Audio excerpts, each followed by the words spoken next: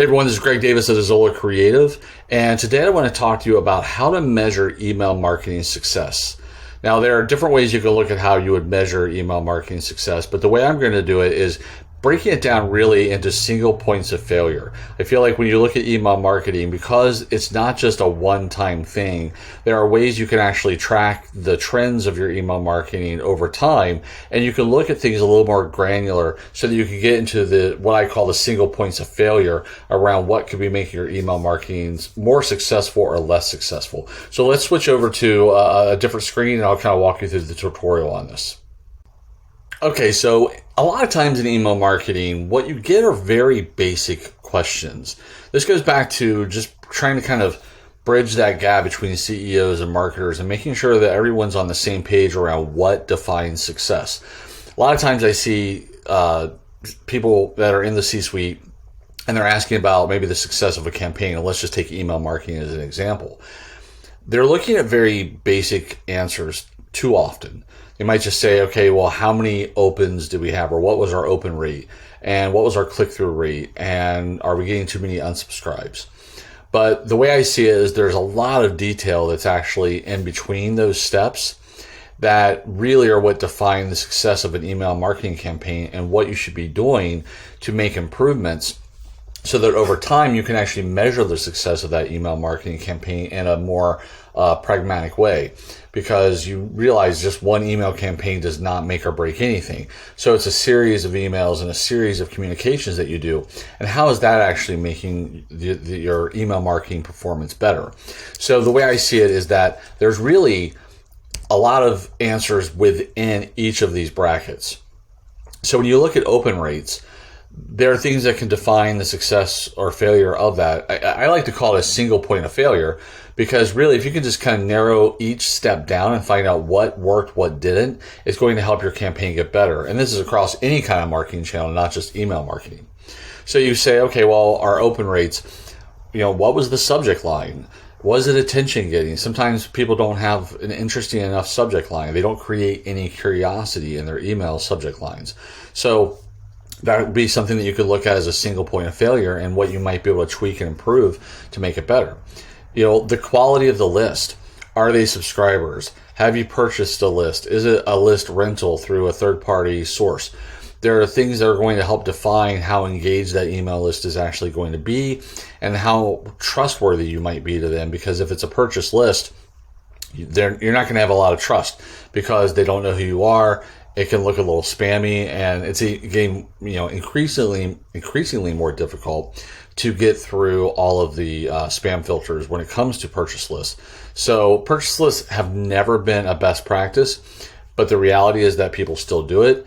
So again, that's going to help define some of what the success is going to be for you when you're doing email marketing. Is the content relevant to that list? In a previous video, I talked about marketing automation and tagging prospects. So are you providing relevant information to that particular list? It could be that you're just being too generic. It could be that you're being too narrow in the wrong segmentation of that list.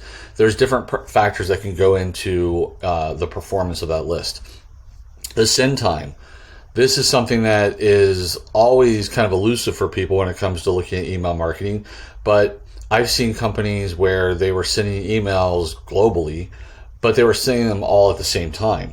So if it was going out, let's say at 11 a.m. Eastern time, everyone around the world was getting that email at the same time, which for some people, it was the middle of the night. So what I've done in those situations and working with teams like that is that we've changed and segmented the list based on time zones, based on different components around where their engagement might be. Sometimes you have people that you might be emailing that are largely not looking at their emails during the week, but maybe they check it on Sunday night. So we've looked at doing emails particularly on a Sunday evening as people are kind of checking their emails before the day ahead. There's all kinds of factors, again, that can help dictate what that open rate might be and what the true success of that open rate is and how you can tweak it. Same thing with click-through rates. Are you making an offer that's interesting? Are you providing something that is relevant to them that makes them want to click through to the next step? Does it go to a website? Does it go to a document? There's different things that you could be sending that link to if you are doing that. And then also what happens after that. So if you're making an offer, hopefully you have a follow-up of some point, and that will help keep them engaged. So the next email goes out is actually keeping them engaged with the original content that you sent. So again, looking at your offer is very important.